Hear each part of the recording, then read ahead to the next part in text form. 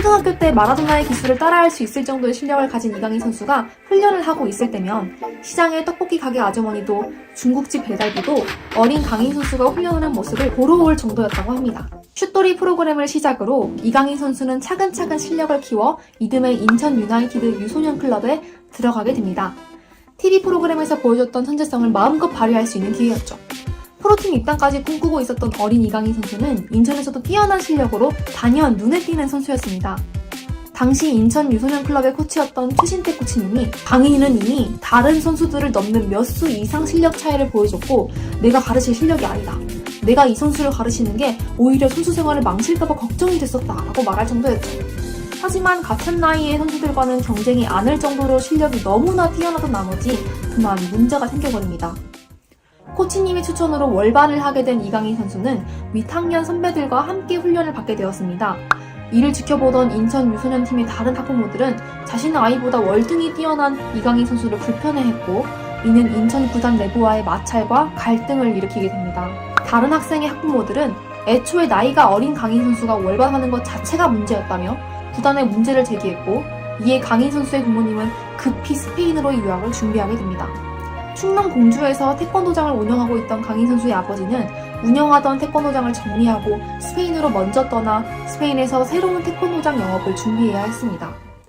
이미 해외 유소년 리그에서도 충분히 통할 수 있는 실력을 갖춘 이강인 선수였기에 국내에서 차근차근 실력을 쌓아 유학을 준비할 계획이었지만 한국 체육교육계의 그릇이 강인 선수를 담지 못했기 때문이었을까요?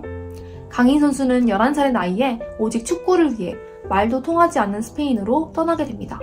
최신태 코치님은 당시 논란이 없었어도 강인이는 유학길에 올랐어야 했고 오를 수 있었는데 마음 편하게 보내지 못한 것 같아 미안하다며 강인 선수에게 인천의 아들, 인천이 키운 축구선수 등의 미사여구를 사용하는 것은 받아들이기 힘들다고까지 이야기했죠.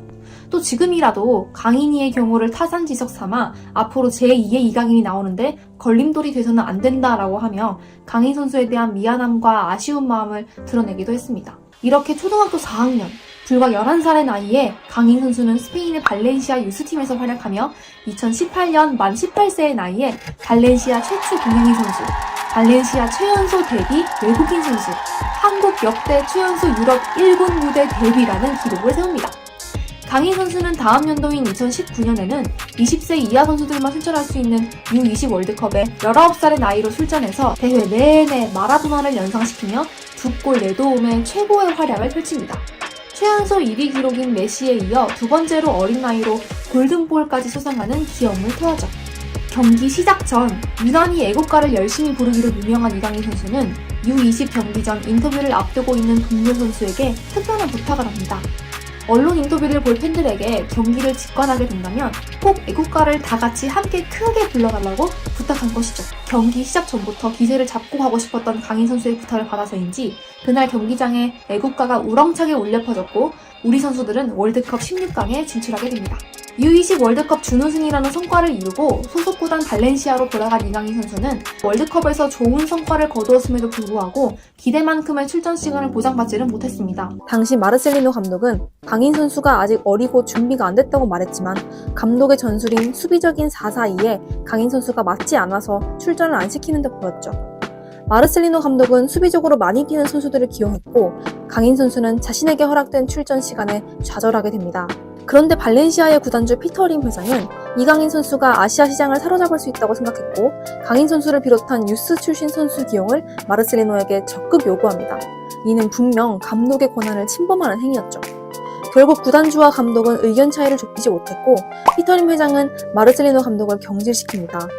문제는 마르셀리노 감독이 챔스 진출권을 따내고 코파델레이를 우승시키며 팀 내 선수들의 큰 지지를 받고 있는 사람이었기에 감독의 갑작스러운 해임은 팀 전체의 불화로 이어지게 된 것이었죠. 마르셀리노 감독은 발렌시아를 떠나면서 눈물을 흘리며 이렇게 인터뷰했습니다. 피터림 회장을 이해할 수 없는데 구강컵을 우승하지 말라고 했어요. 우리는 최선을 다해 우승했고 피터림은 거기에 화가 났죠. 구강컵 이후 저에게 적대적이다가 결국 자른 겁니다. 사람들이 강인이 문제라고 오해하고 있는데 그건 피터림의 언플입니다 라고 하며 피터림 회장이 이해할 수 없는 고집과 자신이 감독을 넘어서 발렌시아의 왕처럼 군림하고 싶어하는 것을 알 수 있었죠. 일각에서는 피터림 회장이 돈을 쓰기 싫어서 유스 기용을 고집했고 구강컵에도 집중하지 말라고 했다는 말도 있습니다. 우승하면 돈을 더 써야 하니까 말이죠. 정말 이해할 수가 없네요. 왜 그러는 거야? 팀의 극심한 불화 가운데 원망의 화살은 엉뚱하게 또 이강인 선수를 향하게 됩니다. 팀의 주장이었던 파레오는 마르셀리노 감독이 경질된 것이 피터림이 눈여겨보고 있었던 이강인 선수 때문이라고 생각했으며 그때부터 노골적으로 강인 선수를 따돌리기 시작합니다. 당시 이강인 선수의 동료이자 같은 유스 출신이었던 페란 토레스는 맨시티로 이적하면서 자신과 강인 선수가 일종의 따돌림을 당했다고 마르카 인터뷰에서 폭로했습니다. 당시 유스 선수들 중에서도 대표 주자였던 이강인과 토레스는 감독 경질의 원흉으로 지목되었고 팀 동료들과 대화조차 할 수 없었습니다. 따돌림의 중심에는 주장 파레오가 있었죠. 토레스는 공식 인터뷰에서조차 파레오가 좋은 사람이라고 생각하지 않는다라고 말할 정도로 이강인과 토레스가 마음고생을 심하게 했다는 것을 알 수 있습니다. 반면 이강인에 대해서는 그를 매우 좋아한다. 내가 이강인을 많이 도와줬다. 그는 위대한 선수가 될 것이다. 라고 했습니다. 많은 네티즌들은 용기 있는 토레스의 인터뷰에 멋있다는 반응이었어요. 마르셀리노를 이을 새로운 감독들로 슬라데스, 가르시아가 왔지만 이들 역시 이강인 선수를 활용하지 못하고 잦은 교체를 하며 팀의 성적은 더욱 안 좋아집니다. 이때 이강인 선수는 교체되어서 크게 좌절하는 모습이 카메라에 잡히기도 했습니다. 결국 이 두 감독 역시 경질당하게 되는데 이강인 선수도 10년의 발렌시아와 여정을 마치는 사건이 이때 발생합니다.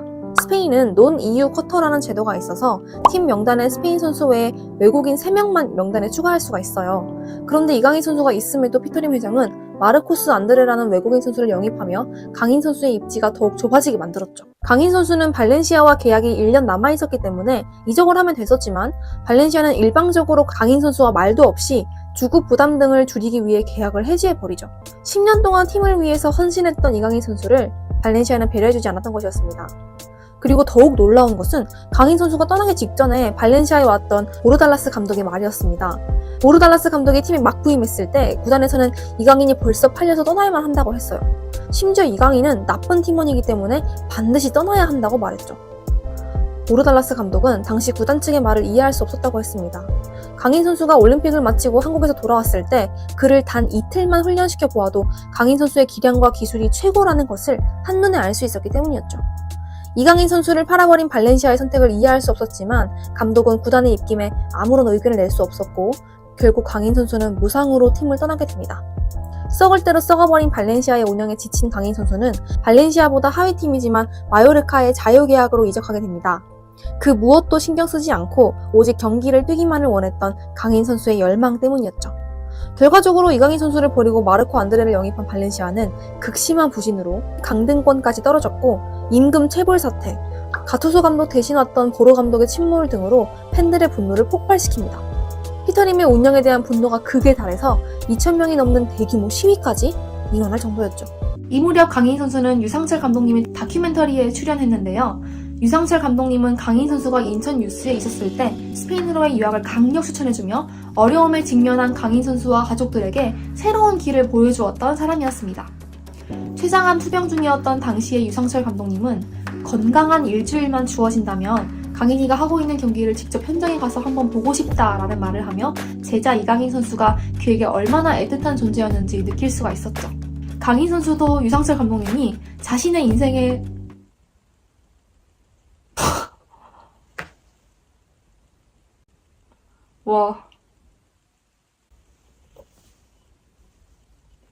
이거 이제 눈물 나.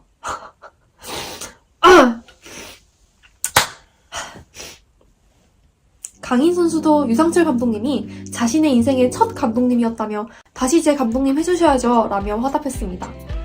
유상철 감독님을 만난 후 강인 선수는 자신이 더 빛을 발할 수 있는 곳으로 또 한 번 도약하기로 결심합니다. 출전 보장이 확실히 되는 마요르카로 임대 이적을 한 것이죠. 팀에 꼭 필요한 사람, 자신이 곧 필살기가 되겠다는 U21세의 각오를 이어가 필드에 매일 먼저 나가 훈련을 준비하고 쉴 때도 오로지 축구만 생각했던 강인 선수. 그날 익히고 싶은 기술이 있으면 훈련이 끝나고 집으로 가서도 그 기술을 연습해서 자기 것으로 만들고는 다음날 훈련 30분 전에 필드로 돌아와 누구보다도 먼저 훈련을 시작했습니다. 이러한 노력과 자신이 가진 천재성을 마음껏 발휘하여 마요르카에서 뛰는 2시즌 동안 하위권 팀을 멱살 캐리하는 맹활약을 펼치며 강인 선수는 라리가 베스트 11위에 랭크됩니다. 라리가에 진출한 한국 선수로는 최고 기록이죠. 마요르카에서의 활약에 힘입어서 강인 선수는 2022년 카타르 월드컵에 승선했습니다. 하지만 월드컵 승선이 쉽지만은 않았습니다. 월드컵 당시 국대 감독이었던 벤투 감독님은 수비하지 않는 공격수는 뽑지 않는다는 원칙을 갖고 있었기에 수비 가담과 전환보다는 공격적으로 더 뛰어났던 이강인 선수를 초반에 선발로 발탁하지 않았던 것이죠. 하지만 월드컵 팀 합류 후 6개월 동안 강인 선수는 자신이 수비 가담력을 끌어올려 벤투 감독님에게 난 멀티플레이가 가능한 공격수다 라는 것을 입증해버립니다. 처음에는 주전이 아닌 로테이션 선수에 불과했으나 가나와의 2차전에서 미친 패스로 조규성 선수의 골을 도우면서 3차전 포르투갈전에서는 선발로 출전하며 대한민국 국가대표로서의 입지를 확실하게 다집니다. 선수와 감독으로서 다시 만나고 싶었던 유상철 감독님과 강인 선수의 바람은 안타깝게도 이루어지진 못했습니다. 유상철 감독님이 돌아가시던 날 이강인 선수는 자신에게 처음으로 축구의 재미를 알려주었던 축구 인생 첫 스승님이셨던 감독님을 그리며 더 좋은 선수가 되는 것이 감독님께 드릴 수 있는 가장 큰 기쁨이니 지금 계신 곳에서 꼭 지켜봐 달라며 유상철 감독님에 대한 애틋한 마음을 표현했습니다. 경기를 뛰길 원했던 열망이 가득했던 강인 선수는 마요르카로 이적한 후 자신이 원하던 그라운드에서 마음껏 뛸 수 있었습니다. 22-23 시즌에는 포텐이 폭발해서 컵 경기를 포함한 총 39경기 6득점, 6도움, 리그 베스트급 활약까지 자신의 재능을 라리가에 당당히 펼쳐드립니다. 특히 정말 속이 시원하게도 강인 선수는 마요르카 소속으로 강등권에 허덕이는 발렌시아를 상대로 골을 넣기까지 했는데요. 정말 2X급 사이다였어요. 발렌시아가 알아보지 못한 것은 강인 선수의 경기력뿐만이 아니었습니다. 바로 그의 어마어마한 인기였죠. 스페인어론 ED에 의하면 마요르카는 이강인의 인기에 당황했다라고 하면서 강인은 자국에서 많은 팬들을 보유하고 있고 팬들은 강인 선수를 보기 위해 1만 킬로미터를 건너와서 마요르카의 넘버 9을 본다. 마요르카의 넘버 9을 보기 위해 마요르카 스포츠시티의 정문에서 아시아 팬들의 긴 줄을 보는 것이 이제는 전혀 낯설지 않을 정도가 되었다고 보도하기도 했습니다. 훈련을 하고 있을 때 닫힌 문 뒤에서도 팬들의 긴 줄을 볼 수 있었죠. 마르카에 따르면 당시 시즌 셔츠 판매량이 이강인을 메인으로 3배 증가할 정도였는데요. 강인 선수의 인기가 얼마나 대단한지 알 수 있었죠. 이렇게 스페인에서 실력과 인기를 모두 증명한 강인 선수는 더욱 큰 무대에 발걸음을 내딛게 됩니다. 2023년 7월 프랑스 최고의 팀 파리 생제르맹으로 입단한 강인 선수. 이강인 선수는 파리 생제르맹 구단 역사상 최초로 영입된 아시아 출신의 축구 선수가 되었고 공교롭게도 은사 고 유상철 감독님이 1998년 프랑스 월드컵 벨기에전에서 월드컵 데뷔골을 터뜨렸던 PSG 파르크 데 프랑스 홈구장에서 강인 선수가 활약하게 되어서 더욱 뜻깊습니다. 유상철 감독님이 발자국을 남기고 간 자리에 자신의 축구 역사를 써내려가게 된 강인 선수. 드라마 같은 강인 선수의 힘찬 발걸음을 대한민국은 또 저는 우리 팬들은 응원합니다.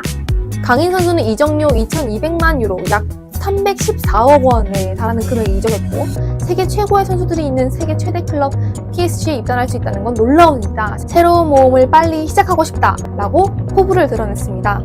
현재는 파리에서 음당장 음바페 선수와 엄청난 케미를 보여주며 좋은 축구를 하고 있고 루이스 엔리케 감독에게도 여러 포지션에 적극 기용되며 이번 시즌 중요한 선수로 손꼽히고 있죠. 그리고 황금 세대를 맞이한 대한민국도 다음 월드컵에서 좋은 성적을 펼쳐서 하늘에 계신 유상철 감독님이 뿌듯해 하셨으면 좋겠어요. 영상 끝까지 시청해주셔서 감사합니다. 구독과 좋아요 그리고 댓글 난 댓글 무새 부탁드려요. 감사합니다.